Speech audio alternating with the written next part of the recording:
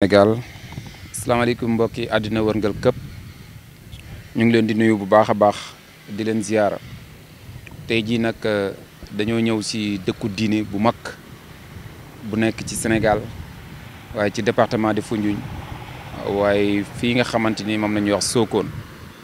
Sokone nag bu ñu ko waxee xel yi day daj kilifa diine gu mag borom xam-xam bu mag ku siiw ci mbaax siiw ci xam-xam siiw ci bind siiw ci liggéeyal diine lislaam muy Mawlaaya El Hadji Ahmad Deme radiallahu taala xam bu rëy boobu tey ji si dëkkam la ñu ñëw ngeen gis ni grande mosquée bi nekk si suñu ginnaaw ñu jàkkaarloo ak bibliothèque bi nga xamante ni téereem bu màgg boobu noonu foofu la ñu ko dal di def Sokone ginnaaw El Hadji Ahmad Deme radiallahu taala anhu moomu amaat ay yeneen kàngam si wàllum àdduna bi ndax monsieur le ministre Abdou Latif Coulibaly si dëkk bii la dëkk nekk tey ji maire ku mel ni Petit Guèye ku mel ni Moustapha Kende ñëpp nekk ay kàngam yoo xamante ni tey ñu ngi fii à Sokone waaye nag tey ARES di association bu mag boobu nga xamante ni tey moo nekk ci Sokone def fi ay réalisation yu bari def fi ay réalisation yoo xamante ni jot na département de Foundiougne ñu wërngal këpp xam njëriñu ARES xam li tax a jóg ARES xam ARES li muy def ngir askan bi xam ARES yi organisation yi muy def social yi muy def te loolu ay doomi Sokone yu ne si biit Sokone ak biti Sokone ñoo boolante seen doole ñoo boolante seen loxo ñooñu tey lañ bëgg a àndat si journée bi découvrir Sokone découvrir ARES découvrir réalisation yi nga xamante ni tey ARES def na ko kon plateforme de communication bu département de Foundiougne nga xamante ni mooy seetu bi nga xamante ni si ngay seetoo ci département bi di gis sa bopp ndax nee naa ne plateforme bi pour département de Foundiougne la waaye du rek nekk waa département bi mais mboolem suñuy abonné fépp fu ñu mën a nekk ci biir Sénégal wërngal këpp fii la ñuy mën a gisee actualité yi nga xamante ni mu ngi xew ci département de Foundiougne actualité yi bàyyiwut benn pàcc diine ji aada bi cosaan bi sport bi culture bi politique bi développement bi religion bi santé bi éducation bi lépp plateforme de communication bu département de Foundiougne daf koy yittewoo di si wane li nga xamante ni mooy information yi di ci souligner li nga xamante ni moo di jafe-jafe yi waaye di ci wane li nga xamante ni mooy njëriñi yaatu yi nga xamante ni département de Foundiougne am na ko kon bu ñu ñëwee fii tey di ngeen si mën a profiter gën a xamaat fan mooy Sokone yan personne ressource ñoo fi nekk Sokone yan kàngam ñoo fi nekk waaye nag kenn demul ñu des ñoom waa ARES ñi nga xamante ni tey ñoom ñoo déplacé équipe plateforme de communication bu département de Foundiougne ngir war a am ak ñoom benn documentaire bu spécial si réalisation yi nga xamante ni ARES def na ko kon fii ci grande mosquée bi fi la ñuy door incha allah bu ngeen ñu toppee lépp li nga xamante ni ARES liggéey na ko lépp loo xamante ni Sokone rek ARES dugal na fa loxoom incha allah di ngeen ko gis ci biir émission bu spéciale bi nga xamante ni plateforme de communication bu département de Foundiougne lëkkaloo na ak seen i partenaire de ARES ñëw fii si dëkkab El Hadji Ahmad Deme radiallahu taala anhu kon dañu tegandi suñu baaraam foofu duggal leen si yenn bërëb yi waneek nit ñi gisanteek nit ñi ñu wax ñu wan ñu li nga xamante ni mooy liggéey bi ARES def kon sama caméraman mën nga teg sa baaraam foofu ñu def kon fii ngeen jàkkaarloo nit fii la ñu denc téere bi nga xamante ni moom la radiallahu anhu El Hadji Ahmad Deme dal di bind ñu tabaxal ko bibliothèque spéciale mu nekk ci wetu fi nga xamante ni moom moo di grande mosquée bi nekkaat ci min esplanade bi nga xamante ni fi la ñuy amalee siyaara bi cérémonie officielle yi fi la ñuy teralee gan yi tedd yi gan yi nga xamante ni ñooy ñëw ngir xeeñtu xam-xam di xeeñtu ziyaarab góor yàlla boobu fii la ñu taxaw nii kon ngir wan leen bibliothèque bi nga xamante ni borom xam-xam bu màgg boobu di El Hadji Ahmad Deme radiallahu taala anhu moom la dal di bind kon dañuy àndaat ak yéen rek dugg ngir xam yeneen yi nga xamante ni moo nekk tey jii fii ci Sokone jaajëf. asalaamaaleykum wa rahmatullah maa ngi leen di nuyu yéen ñëpp seen tur ak seen sant di leen dalal fii ci centre communautaire bu Sokone maa ngi tudd Ajaratu Senghor di directrice ci ONG Femme Plus nekkit jàngalekat bu retraité nekk membre ARES bi tax ñu daje fii tey. Je me présente, je suis Madame Adjaratou Senghor, enseignante à la retraite, directrice de l'ONG Femmes Plus et membre de l'association ARES. Soyez les bienvenus au centre communautaire de Sokone, qui est le siège de notre ONG Femmes Plus. L'association pour la renaissance économique et socio-culturelle de Sokone a été créée en 2021 et son objectif est d'appuyer, de soutenir la communauté de Sokone. Les membres sont des ressortissants de Sokone, mais aussi des ressortissants d'autres localités qui ont eu à étudier à Sokone. Et dans ce cadre, nous avons organisé une campagne de prévention sur le Covid en 2021. Et au cours de cette campagne, nous avons sensibilisé la communauté de Sokone à travers une caravane au marché hebdomadaire. Nous avons également organisé des émissions radio dans le cadre de la prévention de cette maladie également. Et nous avons aussi sensibilisé sur la vaccination contre cette pandémie et également avec le soutien des membres de l'association, nous avons offert des kits de gel, des masques à toute la communauté. Et nous avons collaboré également avec les autorités territoriales comme la commune de Sokone, avec le district sanitaire, mais également avec beaucoup de bonne volonté qui ont appuyé ARES dans cette activité. ARES travaille également avec les chefs religieux de Sokone, avec les marabouts, mais avec les prêtres de l'église de Sokone. ARES a appuyé également le district sanitaire de Sokone pour la réparation du matériel du bloc de radiologie du district sanitaire de Sokone. Car les malades de Sokone allaient jusqu'à Karang pour faire des examens radio. Et grâce à ARES, vraiment, on a pu réparer cet appareil qui est indispensable pour le district sanitaire. ARES appuie également les familles religieuses. Je pense à la famille Dem lors de la ziara annuelle du livre du vénéré El Hadj Ahmed Dem. À cette occasion, ARES appuie les familles en eau, beaucoup de packs d'eau et beaucoup de boissons, vraiment, pour recevoir les différents invités. ARES travaille également pour le divertissement des enfants, pour nos enfants. Vous avez vu cette banderole, c'était en 2023. On avait organisé un camp de vacances ici, au centre communautaire de Sokone. On avait reçu 50 enfants de 10 écoles de Sokone, âgés de 6 à 14 ans, et quelques enfants venant de Dakar dont les parents habitaient à Sokone. Et ce camp de vacances nous a permis vraiment de soutenir ces enfants,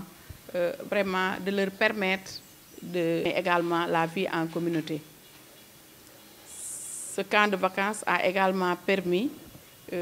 aux enfants de découvrir différentes sortes d'activités. Vous verrez sur la table l'exposition là. C'est des objets qui ont été confectionnés par ces colons qui étaient ici pendant un mois, au mois de septembre 2023. Ce camp a également permis à ces enfants de mieux connaître la ville de Sokone, la localité de Sokone. Ils ont visité la mairie de Sokone. Ils ont également visité la brigade de gendarmerie de Sokone. Ils ont rendu visite aux prêtres à l'église de Sokone. Ils ont également rendu visite au chef religieux de Sokone. Ils ont aussi visité une ferme. C'était vraiment un bon moment de découverte pour ces enfants. Voilà donc en ramassé ce que nous avons réalisé avec ARES dans le cadre du partenariat avec l'ONG Femmes Plus, qui est basée ici à Sokone et qui travaille dans le cadre de l'éducation des enfants et de la formation. Vous avez vu ici des livres pour enfants que nous avons exposés et qu'on utilisait pendant cette colonie de vacances, ce camp de vacances, que les enfants vraiment étaient renforcés et suivis en lecture. Il y a également une salle informatique à l'intérieur, il y a une grande bibliothèque pour les enfants. Vraiment, ici à Sokone, nous remercions vivement ARES dans ses activités pour promouvoir vraiment l'éducation des enfants, mais également appuyer les communautés de Sokone dans le cadre de l'éducation, de la santé. Et surtout, ARES insiste sur le côté social. Il y a une jeune fille qui devait faire une opération au niveau du dos. Et ARES l'avait bien appuyée, soutenue pour qu'elle puisse prendre en charge ses frais médicaux. Voilà donc ce que nous avions à dire sur ARES. Et vraiment, nous souhaitons que vraiment les partenaires, des bailleurs viennent vraiment soutenir ARES. Et ARES n'a pas beaucoup de moyens. Ses seules ressources sont les cotisations et le soutien de certains membres. Mais malgré cela, on organise des activités lucratives pour mobiliser des ressources et pouvoir continuer dans cette voie pour soutenir les communautés de Sokone et environnant. Merci. Bon, au niveau de la campagne de sensibilisation sur la COVID, le maire nous avait appuyé parce que les séances de vaccination se passaient même à la mairie. Quand nous avons rencontré le maire, il avait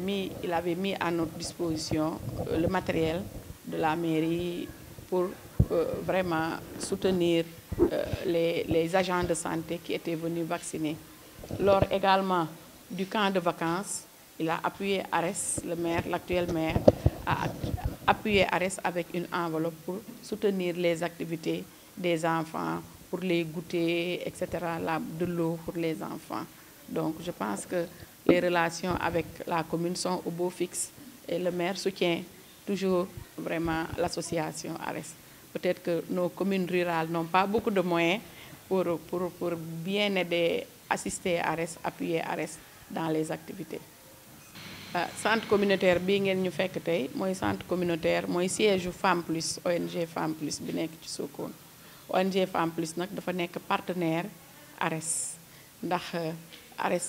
bi mu commencé activité bu mu njëkk a def Sokone mooy campagne sensibilisation ci prévention Covid bi nga xam ne feebar bu doyoon waar la faagaagal askan bi ñu taxaw ci ànd ceeg commune Sokone monsieur le maire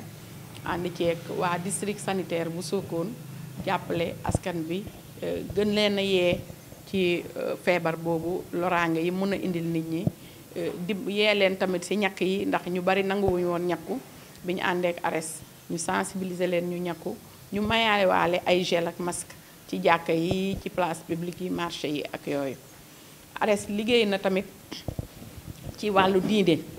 parce que ARES association la boo xam ne dafa laïque dafa apolitique farul ci benn diine waaye nag dina ñuy dem nag di siyaare kilifa diine yi di am lu ñu leen di jàppale ndax ARES dafa am ay membres yi catholique ak ay membres yi jullit dinañuy faral di dem ci père bi fii ci église bi di leen jàppale dinañuy faral di demit ci jàkka yi Sokone di leen jàppale surtout weeri koor dinañuy dem di yóbbu tàndarma di ziyaare sëriñ yi ak ci xew yi. ARES jàppaleen tamit xale yi dëkk bi jël nañ fi juróom fukki xale ci vacances yi 2023 indi leen fii weer lëlal leen fii jàngal leen àddina ñu xam dimbalante ñu xamante ñoom xale yi ci seen bopp xam ne ñoom ñëpp ay mbokk lañ di jàppalante di dimbalante jàngal leen fi ay poyoo xam ne daf leen di yee di leen jàppale jàngal leen également dund ni nit ci communauté am ci askanam naka la nit ñi nekkee gis ngeen ci camp de vacances bi ci xale yi jot a defar ay cadre yi photo ay t-shirt ay coussin yii yëpp xale yee ko fi def ci activité de vacances gis nañ sax nit ñu feebar Ares jàppale leen ba ñu opéré leen ñu faju wër di dox seen soxla appareil bii nga xam ne moo yore rajo bii ci district sanitaire bu Sokone daf fi paanoon nit ñi jóge Sokone di dem ba Kaarang di faju ji Ares moo ci taxaw def ci loxoom jàppale ci réparation boobu ba léegi tubaarkàlla macha allah kon nag ñun duñ def lu dul di ñaanal Ares pour yàlla yokk moyens yi yàlla taxawu Ares ñu xam li ñu bëgg yàlla jàppale ñu bañ mën ko réaliser di wax rek ne ñu ngi góorgóorlu nag di jéem bariwuñ doole ndax dañu nekk di organiser ay xew pour am tuuti xaalis boo xam ne sax duñ ko séddoo duñ ko delloo suñ kees dañ koy jël di ko dimbalewaat askani Sokone ak li ko wër. asalaamaaleykum relation maire bi ak mairie bi ak Ares ci li ma teewee ci campagne bi vaccination contre Covid monsieur le maire jàppoon na ci bu baax ci sensibilisation bi moom ñu joxoon sax ëttu mairie ba fa lañ doon ñàkkee ak matériel bi ñu doon table yi ñu doon toog yépp jàppale woon na Ares ci loolu ci camp de vacances bi également monsieur le maire jàpp na ci bu baax ndax indil nañu fii enveloppe boo xam ne moom lañ doon yokk ci koom bi Ares andi woon te bariwul pour jëndal xale yi ay goûter jëndal xale yi ay ndox yu ñuy naan mun di luyee oto sax di ànd ak xale yi di dem ak tam moniteurs yi fi nekkoon aussi ñu mun leen a am tuuti lu ñu leen ñamal mosal leen kon nag mun naa wax ne diggante commune Sokone ak Ares wax dëgg yàlla diggante bu ratax la diggante district sanitaire bu Sokone tamit ak Ares diggante bu rafet la ndax médecins yi dañuy ñëw di jàpp ci sensibilisation yi Ares daal digganteem ak kilifa diine yi tamit digganteem ak waa Sokone diggante bu rafet la ñii ngeen àndal tamit ma profiter remercier leen ñu ngi gérer matériel boo xam ne Ares a ko jënd indi ko ay ventilo ay moquette pour lal ko ci xew yi ñu koy luyee di ci am du ñuy fortaatu di mun di continuer di jàppale askani Sokone ak li ko wër yépp nag. est-ce que Ares am na ay partenaires ci niveau international. waaw bëgg nañ partenaire nag ñi liñ ci defagum daal ci li ma yëg ay waa Ares ci seen bopp ñooy jéem gannaaw cotisation yi am na doomi Ares yu nekk bitim réew ñoo xam ne wax dëgg yàlla ñu ngi jéem liñ mun di jàppale Ares xam naa ñu ngi lancé appel nag partenaires yi nekk bitim réew ak fépp ku ñu mun a jàppale rek ci social boobu ñuy def pour dimbale suñu askan ndax mënoon nañu dem ku ne am sa xaalis am feneen foo ko jëmale waaye ñu fàttale ko seen dëkk fàttale ko fi ñu doon jàngee loolu tam dafa am solo te loolu tam roykaay bu rafet la ci xale yi dëkk bi xale yi wër Sokone ñu koy gis pour ëllëgee ñoom tamit ku ne mun a jàppale sa réew ku ne mun a jàppale sa dëkk. merci. waa asalaamaaleykum maa ngi tudd Soxna Ami Ndiaye madame Camara nekk membre yi ONG Femme Plus di wax rek ne participer nañ ci camp de vacances bi nga xamante ne ni Ares organisé na ko fi parce que monitrice la collectivité éducative ñun ñoo doon ànd ak xale yi di leen former di leen jàngal ana naka la ñuy toogee ana naka la ñuy nekkee lël bi ñun ñoo ko defoon ak xale yi fii 2023 mu nekkoon loo xamante ne ni lu am solo la woon ndax xale yi jàng nañ ci lu bëree bëri ba année bii sax dañu doon laaj naan ñu ndax camp de vacances bi dina amaat mu nekk loo xamante ne ni jëf ju sax goo xamante ne ni vraiment suñu sañoon dafay nekk loo xam ne ni dafay continuer participer nañ aussi ci social yu bari campagne de vaccination bi Covid bi participer nañ ci vraiment ci sensibilisation mu nekk loo xamante ne ni jàppale na askan wi ndax ñu ci bari ñooy accueillir ñooy nangu boisson yeeg ndox yeeg yooyu ñoo koy def dispatching bi vraiment nekk lu am solo parce que dafay jàppale famille yi ñu koy yóbbul surtout famille dem yi par rapport ak invité yeeg yooyu ñu leen di ñaanal yeneen partenaire ñëw gën leen jàppale vraiment ci social boobu noonu ñuy def merci. ñi nga xamante ni ñu ngi dëkk biir Sokone te dugalaguñ seen loxo ci Ares ban message nga leen di lancer. waaw ñi nekk biir Sokone te dugalaguñ seen loxo ci Ares dañ leen di woo parce que lu baax bañ koy def yaakaar naa ñëpp a ci war a jàpp te ressortissants yi ñun Sokone ñëpp a ci bokk waaw ku ci nekk sa juróom sa fukki dërëm loo am rek nga sànni si pour que mu gën a dem même bu nekkee sa doole sax nga ñëw bu ñu organiser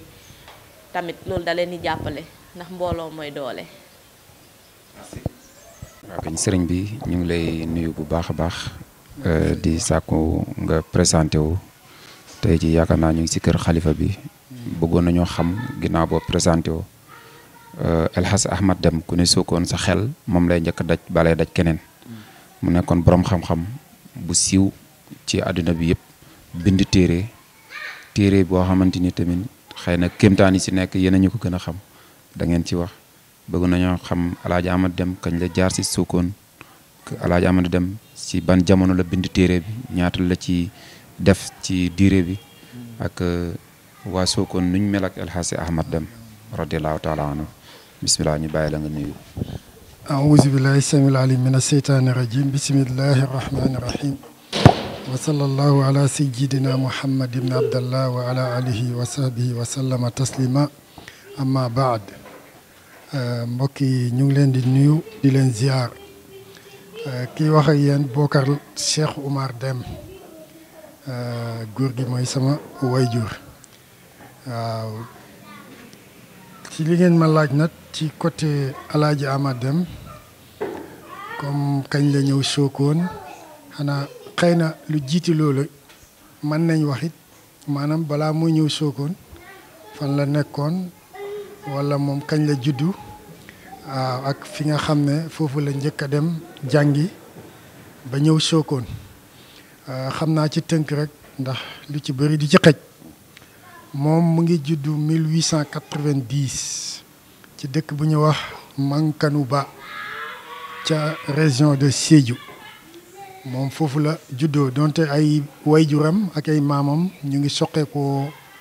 fi nga xam ne mooy Fuuta waaye moom juddoowul Fuuta moom mu ngi juddoo ca Mankanouba ca région de Sédhiou foofu la juddoo ba mu foofu la tamit ndax moom amoon na mag buñ naan Bachir Deme foofu la juddoo amoon na rakk buñ naan Fat Deme tamit foofu la juddoo ci Mankanouba kon ñoom ñetti ñooñu la amal ñu bokk ndey ak baay Bachir mooy taaw moom El Hadj Ahmed Deme mu topp ak seen rakk buñ naan Fat Deme Bachir mu ngi juddoo foofu Mankanouba ak moom El Hadj Ahmed Deme ak rakkam bu ñaan Fatima ba mu juddoo foofu nag nekk nañ foofu ab diir après nag si lañ dellu si fi nga xam ne ni moom mooy Ndiobène Galo waaw lu njëkk Ndiobène Galo jaar nañ dëkk bu ñu naan Saare Ratta après ñëw Ndiobène Galo ak wayjuram wayjuram mu ngi génnee àdduna foofu ca Ndiobène Galo mu ngi bokk ci département de Nioro yaakaar naa commune de Ndofane Lagane foofu la Ndiobène Galo bokk baayam foofu la génne àdduna tombeek maanaam moom El Hadj Ahmed Deme mu ngi war a am juróomi at wala juróom-ñaari at côté boobu waaw bu papam di génne àdduna mu ngi nekk xale bu ndaw waaye lu jiitu loolu nag papam dénkaane woon na ne nañ ko yóbbu ci nijaayam wala sax bàyyi taxam bu ñu naan El Hadj Ibrahima Deme sa guy suux ca côté Gaaya déedéet ca côté Ngaay dénkaane woon na waaw ne bu gaañoo wala bu fi nekkatul nañ ko yóbbu ci kooku mu jàngal ko waaye nag njëkkul jàngi ci kooku nag mu ngi njëkk a jàngi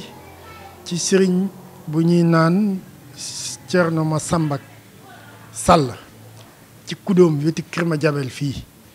boobu mu ngi nekk xale foofu la njëkk a dem jàngi alquran ba mu jàngee foofu alquran après yaayam jëli ko comme ndénkaane la woon bi papam ne woon nañ ko yóbbul bàyyi tëxam bu nekk ca guy suux mu jàngi foofu léegi nag si lañ ko jël yóbbu ko foofu mu jàngi guy suux waaye nag ci tënk rek ba mu jógee guy suux ñif si waat na ci wayjuram ci ginnaawam tombeek benn rakkam bu ñu naan Alaaji Bokar ja juddu na yaa ngi dégg Alaaji Bokar ba mu juddoo ba muy demaale daara Fuuta mu ànd ak kooku ñu dem jàngi jaar na Fuuta ci dëkk yu bëri ci tënk jàngee foofu noonu xam-xam dégg nga ak ci ay sëriñ yu bëri ci Fuuta googu la jëlee wiir de Cheikh na Ahmad Tijaan ndax Fuuta amoon na fa ñaari sëriñ yi bokk benn pap Mouhamad Aaw ak Ibrahima Aaw ci Mouhamed Aw la njëkk a dem jàngee ci moom kooku gaañu mu yóbbu ko ci rakki kooku wala magu kooku waaye daal ñoom ñoo bokk papa Ibrahima Aw mu dem ci kooku jàngee ci kooku léegi nag ci Mouhamed Aw moomu la jëlee wirda yaakaar naa kooku moo ko njëkk a ijaazal ci lu ñu wax léegi nag ba mu jógee Fuuta ñibbisiwaat na fii Saalum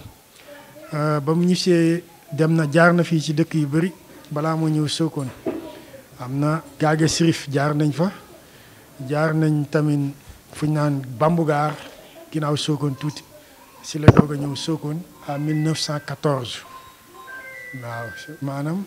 yaakaar naa 1914 si la ñëw fi nga xam ne ni moom mooy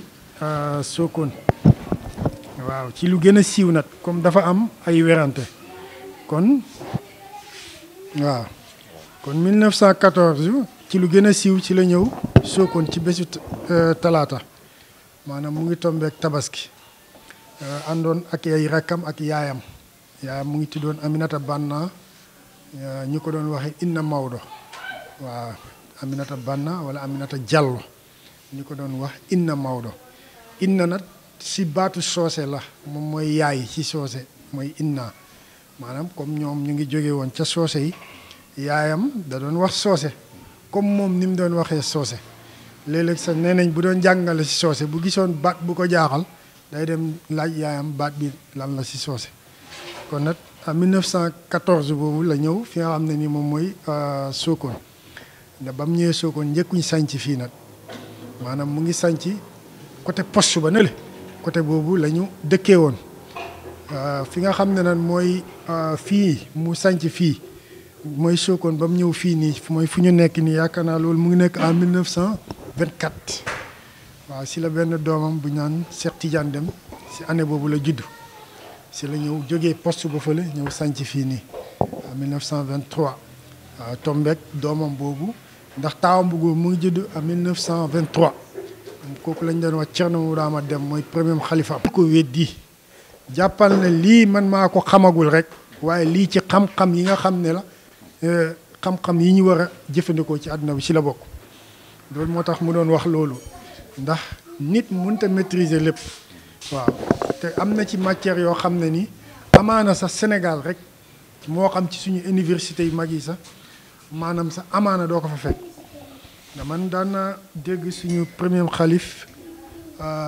Thierno Mamadou Ahmad Dem mu doon wax naan am yenn matières yi mu ci tànn yoo xam ne nee na ñu am na ci ba mu tudd benn matière boo xam ne keroog laa ko njëkk a dégg mooy li ñu tuddee elmul arwaax maanaam xam-xamu ruuxu yi ruuxu doomu aadama yi ñooñu si ñu dee seen ruuxu yi nan la ñuy def bay giseeg nit yàlla yi ne fii ak seen réunion yooyu ñuy def foofu xam nga loolu du ku nekk ko xam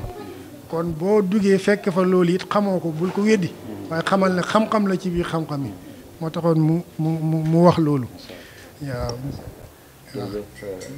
lii moom dañuy ñëwaat loo xamante ni lii rek moo ñuy tax a jógaat def si documentaire. waaw incha allah incha allah rek nga ñëwoon si ARES. nga xam ne association la boo xam ne ni doomi dëkk bi. ñoom ñoo ko taxawal. di jëflanteeg tamit waa dëkk bi ci këru diine yi. ci xew-xew ziyaare bi. ci tout tànk yi ñëpp. voilà naka la ARES mel ak këru diine yi rawatina kër Alassane Deme. waaw comme ni nga ko waxee rek ARES boobu Aji Senghor démb bi ma woowee expliqué na ma lépp li ñuy def maanaam ba am yenn jàkk yi ma wax ndimbal yi ñu fa def ba maanaam am sax bëri na yi ma wax ba daaw ziyaare bi kër yu bëri ñu dugal fi teraanga bu bëree bëri te xam nga loolu ci diine la bokk maanaam social diine moom moo ko indi dimbalante nit ku amul nga dimbale ko waaw mu wax ma ci ñu bëri ci waa kër gi fii sant Dem wala sax seen yaay sant Dem ñu ci bokk limal na ma ci ñu bëri wax ma ci bëri yi ñuy def benn lu mel ni ki ay ziyaare yi nga jël ñam jox nit ñi te boroom xam-xam yi dëppoo nañ ne maanaam ñam ku xiif nga jox ko benn dànk rek mu lekk waxul sax nga jox ko bam suuf benn dànk mu lekk moo gën junney jumaa yi ñu tabax te yàlla nangu jumaa ja benn dànk bi nga fekk nit ku xiif nga jox ko kon léeg-léeg sax nit dina rey boppam ci lu xam ne nii fekk na am na lu ko gën a ndaw loo xam ne moo ëpp loolu tiyaaba waaw junney jumaa nit Yonent bi sallallahu alayhi wasallam ne amul kenn kuy tabaxal yàlla jàkka wala jumaa lu dul ba yàlla tabaxal na la ab sato ca aljanna xoolal loolu nu mu foore ñu ne la jox kenn ku am benn dànk ku xiif waxuma boo ko joxee ñaari dànk wala nga jox ko ñett wala nga jox ko mu lekk ba suur lu ko gën a te genre événement yooyu loolu rek bokk na ci lu ci ëpp solo waaw borom xam-xam bi dëppoo nañ ne jox nit lekk dayo bu mu am te nee nañ jox ki nga xamul lekk moo ëpp dayo moo ëpp tiyaabu jox ki nga xam lekk te ziyaare yooyu ñi nga xam dañ ciy daje ñi nga xamut dañ ciy daje lu mel ni ki jàkka yi li ma ci wax am na jàkka bi ma expliqué fii ci ginnaaw garage bi fii ne am na ndimbal yi ñu fa yóbbu lu toll ni néegu yàlla amut fi dara néegam boobu kottu la fi am nga jël sa alal dugal ci te Yonent bi sallallahu alayhi wasallam nee na ku tabaxal yàlla jàkka mu tabaxal la maanaam ab pale ca aljannam ba association bi di def ci jàkka yi di def ci ñi néew doole yi loolu diine la ndax yàlla ci boppam moom moo ñu ne ki nekk na nga dimbale ki nga tane nit ku ne na nga xool ki nga tane nga dimbale ko waaw yàlla lu tax mu indi asaka loolu kese la asaka bu ñu ko toppoon ni ko yàlla waxee ni ko ñàkk jeex na ci diine lislaam waaw te teg ci ñi maanaam ñenn ñi duñ génnee te ñuy génnee xamuñ sa naka lañ koy génne ndax yow muy génne asaka ci exemple rek yow sa asaka toll ci 1 million li nga war a génne toll ci 1 million nga jël maanaam junney nit séddale leen ku ne 5000 xamoo li nga def asaka googu jëlal kenn nga jox ko bu déwénee moom muy joxe day joxe asaka wala nga jël kenn defaral ko ab bitik wala am nangam nga investir ci loolu nga teg ko fa bu ëllëgee moom mu génne asaka kon ñenn ñi joxewuñ te ñi ngi joxe it xamuñ naka lañ koy joxe ndax yow nga war a joxe dagan na nag ndax nee nañ la nga war a joxe bu la neexee nga xaaj ko ay xaaj yu bëri yaa ngi dégg joxe ko donte sax 1000 francs la dagan na nga jox ku ne 100 francs yooyu yëpp dagan waaye li gën na mu toll nga jël kenn jox ko moom bu déwénee mu mën a joxe kooku tamit bu génnee bu joxee keneen déwén bu yàggee rek maanaam kenn dootul ñàkk waaw boo demee ay Arabie Saoudi sax lu leen jëlee ci ñàkk joxe asaka bokk na ci ba léegi ñun africains yi lañ koy jox waaw foofu boo fa joxee nit asaka dalay porte plainte waaw kon nga xam ne foofu ñàkk jeex na fa kon looloo taxoon rek yàlla indi asaka ngir dimbalante ak yooyu muy lu am solo li ñuy def ci kër yi ngeen di def ci kër sëriñ si dañuy ñaan rek yàlla yokku ko te barkeel ko te incha allah dina barke waaw bu dee yàlla rek a tax dina barke yàlla du wax te la mu wax du ko def waaw yàlla du wax te la mu wax du ko def te yàlla nee na booy joxe la nga gën a bëgg te yéen li ngeen gën a bëgg lu nit ki gën a bëgg moom ngeen di joxe yow la nga gën a bëgg rawatina nag ki ngay jox la mu gën a bëgg waaw moom nga koy jox kon loolu tamit gis nañ ko taxawaay bi yëpp waaw ñoom sëriñ ci yëpp ñu ngi ciy ñaan yàlla barkeel lépp incha allah rabbi billahi min asheytaani arrajim bismillahi rahmani rahim allahuma salli ala sayidina muhammadin wa ala alihi wa sahbihi wa sallama taslima bu ñu sante yàlla julli su muhammad sallallahu alayhi wa sallam Ceerno Amadou Dabakh Deme may abdu di yëkkati suma kaddu di sant yàlla di julli si Yonent bi sallallahu alayhi wa sallam di sant suñu xalifa Ceerno Cheikh Omar Ahmad Deme di ñaan yàlla yokk ay fanam wéral ay ciram si daraja Seydina Muhammad jotaay bi nag alhamdulilahi rabbil alamin jotaayu Ceerno Ahmad Deme bu Sokone jotaayu njobooti Sokone la jotaayu ahlu islam yépp la dafa am ay suñuy naatangoom suñu mbokk kuréel la ARES ñoo xam ne seen cosaan Sokone la seen fas yépp dañ ko tënk yenu ko muy Sokone taawu rafet lépp luñ ci woote wala lépp luñ ci yëngu rek na dëkk ba jëm kalam te dëkk bi soo ko ne Sokone benn pénc la amoon ñaar muy Sokone Ceerno Ahmad Deme ñu mbubboo ko nag darajalee ko nag barkelee ko Ceerno Ahmad Deme ñëw fi yegg ànd ak seeni ndaw ñëw nag pour di taataan ay kaddu yoo xam ne ñaax la kaddu yoo xam ne dénkaane la kaddu yoo xam ne dañ bugg yiw bi nga xam ne ñu ngi ko taxawee yéene ko ahlu ndemeen ahlu Sokone yépp ñu bugg na ci ñépp bokk taawandooroo ko benn yoon yëkkatale ko benn yoon ñoom ares ñooñu nag alhamdulilahi rabbil alamin dañu nekk rek ñi feddali wala di yee li nga xam ne dafa yee woon démb di taaw ñu fi jiitu woon ñoo xam ne ay doomi Sokone lañ ñoo xam ne alhamdulilahi rabbil alamin ñu taxaw dëkk bi boo xam ne bugg ko sopp ko taawu ko am ci cofel sotle ko nag si zahir ak si baatin kuñ ci gënoon a ràññee mooy papa góor gi Jóob masha Allah yal na yàlla yokk leeram yal na yàlla jéggal ko papa góor gi Jóob boobu jiite woon na njoboote Sokone nangu bu rafet taawu bu rafet di taaw boo xam ne matale lépp mooy góor gi Jóob moomu nekkoon ci ministère éducation fa la doon liggéeyee macha allah amoon pas-pas ci Sokone amoon yéene ci Sokone xanaa kay dafa nekk rek fan yee gàtt waaye lam fi toxa taxawee ak lam fi toxa doxal doxoon na loo xam ne lu mat taawu ñëpp xammee nañ ci Mamadou Konté Ndaw xammee nañ ci ñoom Xulle Jaañ xammee nañ ci soo ko bëggee lim dangay xaw a juum wala am ñoo fakk te ñépp ñoo taawoon ànd ak góor gi Jóob boobu nag yàlla def la ko soob yéene jooju ak yaakaar jooju ba tey mu ngi dox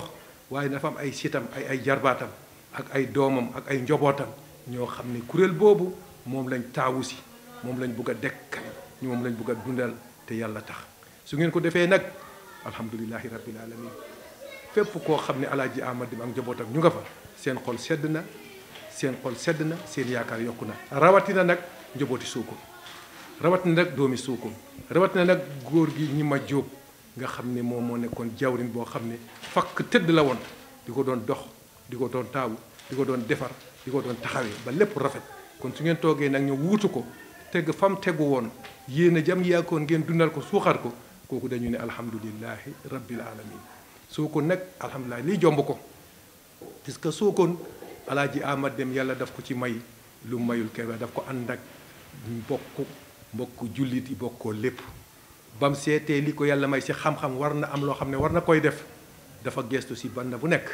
su demee si siira fekk na maam alaaji Malik def na lu kenn defut su demee si siira fekk na maam borom Tuubaa deful lu dem kenn deful su demee si laayeen fekk na maam seen maam xalif si laayeen def na lu kenn defut soo demee si njaan noonu mu seet na xam ne lu mu ci mun a laal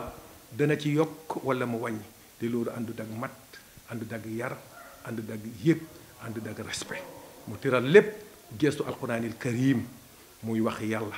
ñu bari nag àddu woon nañ ci waaye matut moom nag mu ñaan si ndigal si Yonent bi sallallahu alayhi wa sallam mu may ko ci ndigal mu dugg ci alquranil karim def ci minal jinnati ba baxara def ci lu kenn deful yàlla boo xam ne si Sénégal ñu ñëw wuyusu ko nee na sant na yàlla li ko yàlla lim ñaanoon yàlla may ko mu mat moomu ko nag parce que xam-xam la boo xam ne bàyyiwu dara maa farat naa fi kitaabi min séjin alquran lépp a ngi ci biir muy médecine muy ingénieur muy tipp muy ulum lépp a ngi ci biir alquranil karim mu ne ñëpp a ko moom na ñëpp jël mu ne lenn rek la ñaan askan wi ñu dimbale ko ci te yàlla tax di ko màggale bés bi nga xam ne ci la mattale alquran bés bi nag ci at bi nga xam ne ci fukki fan ci tamxarit ci la mat ci la nag addu mu ne bés boobu saa yu ñëwee nañ ko dimbale mattaleel ko màggaleel ko taawul ko bés bi feetal ko bés bi ba nga xam ne dana nekk si kontante yonent bi sallallahu alayhi wa sallam ci li ko yàlla may mu ne alhamdulilahi rabbil alamin mu woote ci nag woote boo xam ne alhamdulilahi rabbil alamin ñépp a ñëw wuyu su ko fépp fu doomi soxna nekk ñëw nga ñi jóge nañ Mauritanie ñi jóge nañ Bamako ñi jóge nañ Gambie ñi jóge nañ Bissau ñi jóge nañ foo xam ne rek foo xam ne xam nga ko ba Maroc kenn desut ñëw taawlu ko doomi soxna kenn desut waaye maam jaamal ñëw nañ waa maam kër Ablaye Niass kenn desut waa kër maam Alaaji Malik waa kër maam borom Touba borom Ndiassane borom Limaamu Laay kenn desut ñu ñëw taawu ko keroog sax suñu maam Ibrahima Niass macha allah ñàkk kañaan dafa taxaw si discours am ni Alaaji Ahmad Dem ba muy ñetti yoon mu ne ko yaay taaw yaay caat mu ne ko ñaan nga yàlla mu may la si barki yu sallallahu alayhi wa sallam nga def lu kenn defut kon nag yow yaay taaw yaay caat puisque mu jagle la bi la yàlla jagle soo ko jaglewu doon yàlla jaglewu la ko jagle ma ko te ma yàlla jaglewu ma ko kon danaa doon def waaye du mat waaye ndokk nag ba nga defee nga mat nga mattali ñu ngi koy sante yàlla ku ci weddi nag daxaa yaangug xalima nga yaangug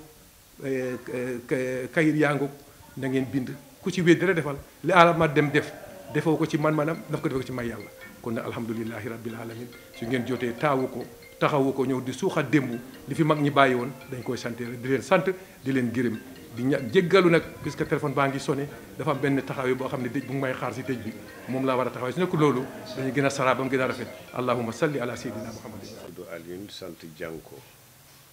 man maay délégué de quartier Médine waaw depuis 2022 bon Ares moom bu ngeen ma ci laajee dina am kontaan lool pour wax seen mbir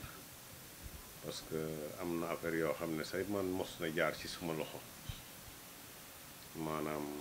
le mois de Ramadan vraiment boo gisee jàkka yi ni ñu baree ci dëkk bi yëpp ku ci nekk jox nañ la tàndarma waaw population bi yëpp jàll nañu sax ba ci dëkk yi nga xam ne moo nekk ci ginnaaw Sokone maanaam jagle waaw mbulum sax yegg nañu ko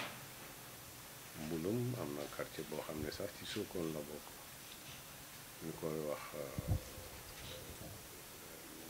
Nimzaat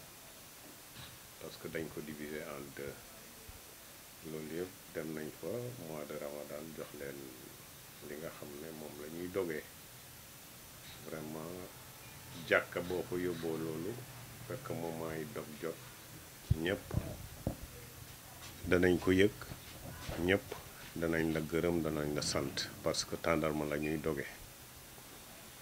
bi loolu weesoo fii ci dëkk bi gàmmu gu fi am solo gàmmu dugal nañ ci seen loxo danañ fa yóbbu boisson muy limonade yi canette yi ak ndox pour ñi nga xam ne ñu ngi ñëw ci gàmmu gi li nga leen mën a limal daal boo moytul nga fàtte ci handicapé yi bàyyiwuñ leen les démunis bàyyiwuñ leen même ñi nga xam ne ñu ngi ci biir association bi ñu xamee leen démunis mbaa nga xam ne yaa ngi yore organisation bu rëy dañ lay jàppale xam nga vraiment loolu mun nañ leen a tuddee maire de la ville waaw parce que population bi nga juddoo fii yaroo fii xam fi am na ñoo xam ne sax dañ fi jàng rek dem mais quand même amouri Sokone bi ñu am ak voisinage ak compagnonnage yi ñu jot a am ci dëkk bi bugg dëkk bi tax na ba ñu dugg ci association bi man mii di wax ak yéen gis seeni jëf gis ni ñuy waxee ci panel bi gis ni contribuer moo tax vraiment ma annoncé wu ba woon leen ne man à part entière danaa leen soutenir parce que yéen li ngeen di def bàyyiwu leen jullit bàyyiwu leen catholique bàyyiwu leen kenn donc yéen ay maire dëkk bi ñëpp ñu ngi leen di ñaanal ñëpp kontaan nañ ci yéen waxatuma nag malade yi hôpital sax dañ fay intervenir moom daal bàyyiwuñ dara ku fi lim itam di nga lim loo xam ne di nga lima lim ba nga xam ne am na loo limul waaw donc vraiment population bi dañ leen war a dolli njukkal tàccu leen bu baax a baax gërëm leen bu baax a baax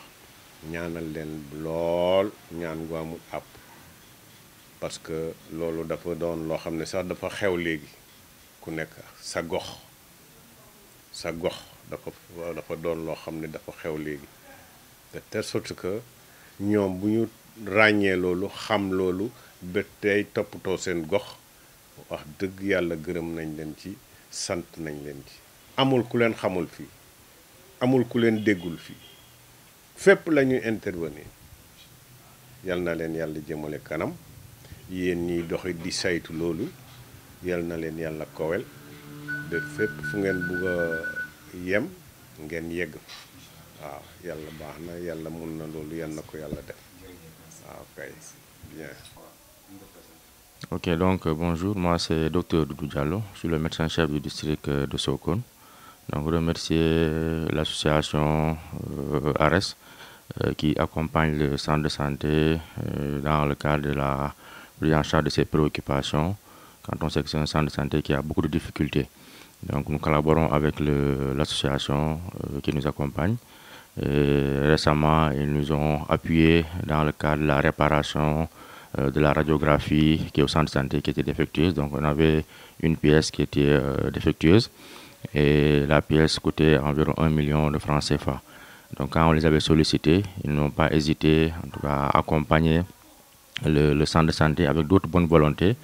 ils ont fait une collecte pour pouvoir acheter cette pièce-là qui avait en tout cas plombé le fonctionnement de la radiographie pendant presque 1 an. Et grâce à eux et à de bonnes volontés, nous avons pu régler ce problème pour que les gens puissent faire leur radiographie aux besoins au niveau du centre de santé sans pouvoir se déplacer jusqu'à Fatick ou à Kaolack pour faire leur radiographie. Donc c'est l'occasion pour nous de les remercier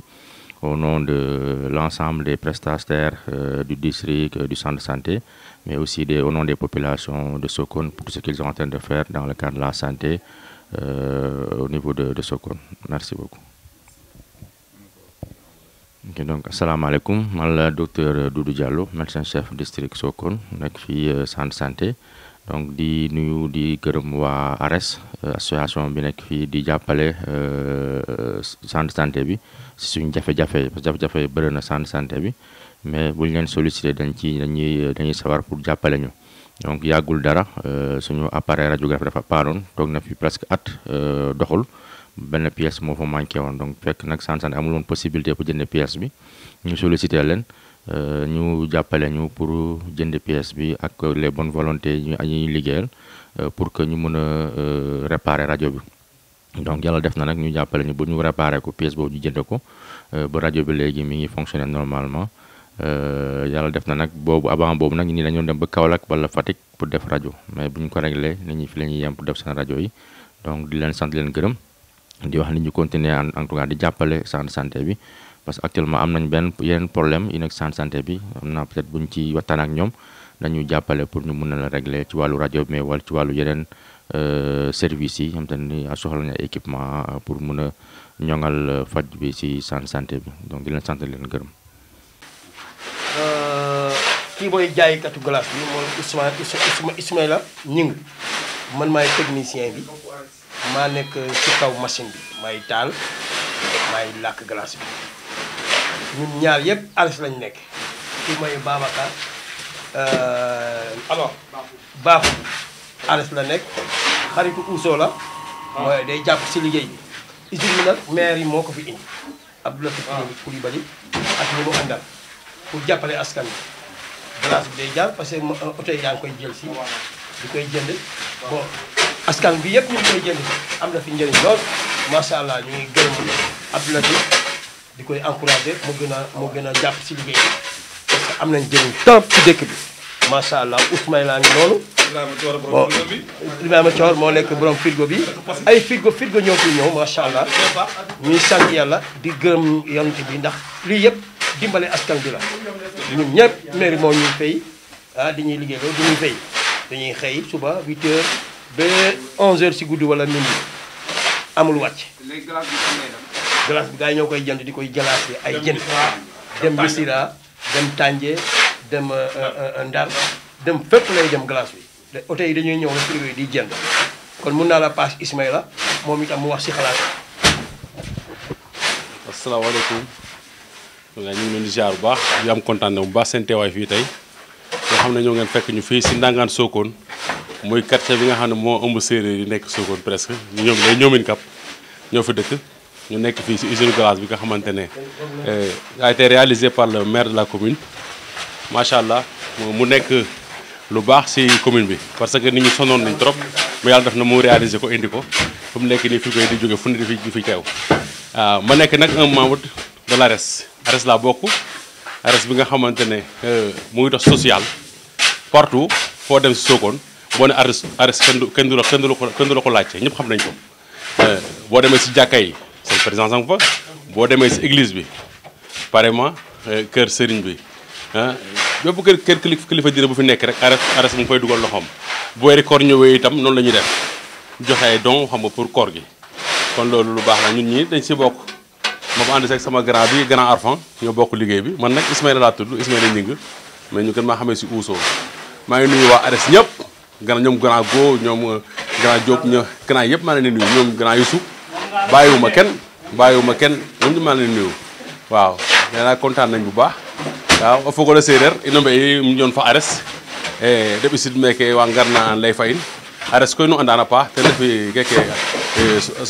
tena ñaƴana affaire social meke o Sokone jeka te mbi kerna jumay fane meke a ngara meen a cafa caf a ɓisid meen ku rega ona no ngool koor fa lakas e mbiyan meen a mbajanam a mbak pour a ɓak njom maak na andoona yee xe war o jeg meke o Sokone meke ndangan ne den mise fane 1 million 500 te war o jegit meke o Sokone nuno fogole fop koy nu ndam ten ke wolona ñom baato a mbey a loog fop nu we ngoya nuun nu ngar ndam no njom ne waaw Ares daal a meexoog a letnoon na ɓay ku de njegna kam kan njom ne paan meen o radio le Ousmane mosa paan meen deno dépanner un kon kaaga fop paaxa ref kon boog nu mbar mo ndam ten pour refna ten jega ten part de responsabilité mais siyaare a nuun bég a nuun fop machallah merci beaucoup. Voilà, bonjour, nous vous souhaitons le mot de bienvenue. Je suis le père Frédéric Coly, vicaire de la paroisse ici Sainte-Thérèse de l'Enfant Jésus de Sokone. Et je suis là à côté avec un membre de la pastorale paroissiale au niveau de la paroisse de Sokone, nommé M. Jean Calice. Et je prends la parole au nom du curé pour vraiment vous souhaiter le mot de bienvenue. Merci. Je suis Jean Calice Coly, je suis vice-président du conseil pastoral.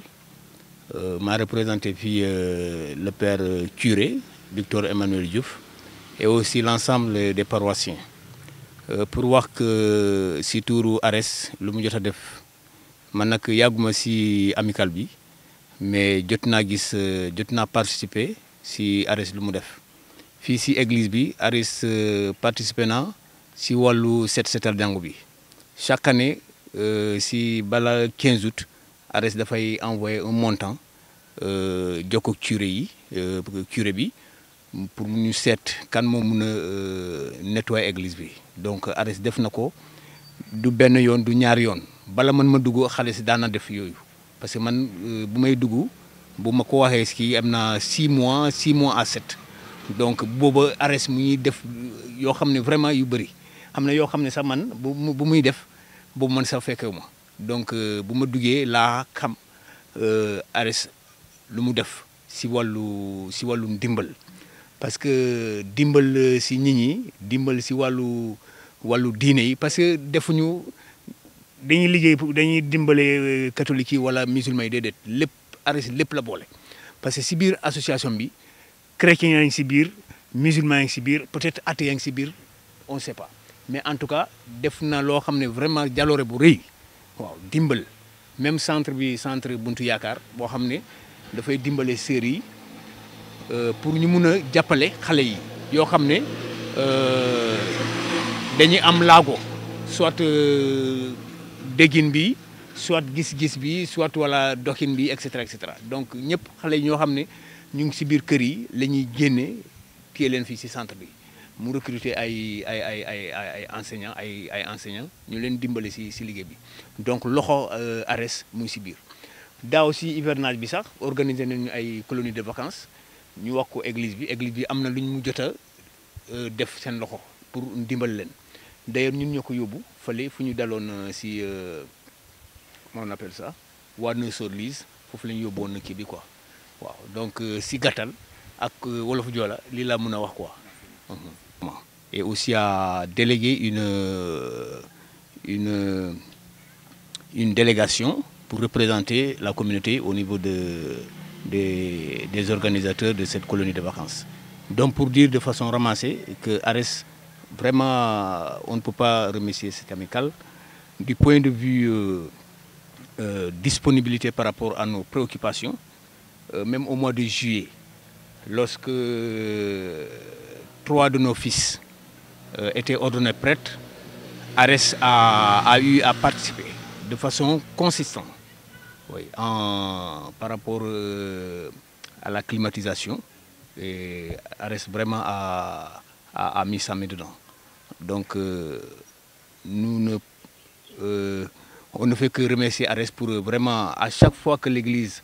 a quelque chose à faire, Ares est là pour donner son coup de main. Oui. Donc, et moi qui vous parle en tant que membre de l'amicale, je participe à ces activités. Prochainement, on fera une séance de lutte ici. Et d'ailleurs, les cotisations ont commencé depuis très longtemps. Et franchement, ça, c'est des œuvres sociales. Et pas seulement aussi, Ares aussi intervient au niveau du centre Buntu Yakar, où il y a des enfants handicapés, des malvoyants, des malentendants. Ares vraiment fait aussi un effort pour aider le centre à mieux s'occuper de ces enfants. Donc, de façon ramassée, c'est peut-être tout ce que je peux dire par rapport à ce que fait Ares dans notre communauté. Pour augmenter en quelques lignes ce qu'il vient de dire, c'est cela que nous voyons exactement, la cohabitation sociale au niveau de notre pays, qui ne regarde pas par rapport à la limite au niveau des religions. Nous voyons cela comme d'abord une œuvre caritative qu'apporte cette association dans la vie du dialogue islamo-chrétien. Donc nous vous souhaitons vraiment que Dieu, de par sa miséricorde, qu'Allah, qui ne cesse de bénir ses enfants et de les accompagner dans toutes ses œuvres, dans toutes les œuvres, qui continue aussi de vous bénir et de vous donner plus de santé pour mener toujours cette association aux yeux des hommes et sur la volonté de Dieu. Merci. Bismillahirrahmanirrahim. Alhamdulillahi rabbil alamin. Wa salatu wa salamu ala sayyidil mursalin wa ala alihi wa sahbihi wa sallam tasliman. Ñu ngi leen di nuyu yéen waa Feres nga wax Ares mbootaay gi nga xam ne mooy sorti san Sokone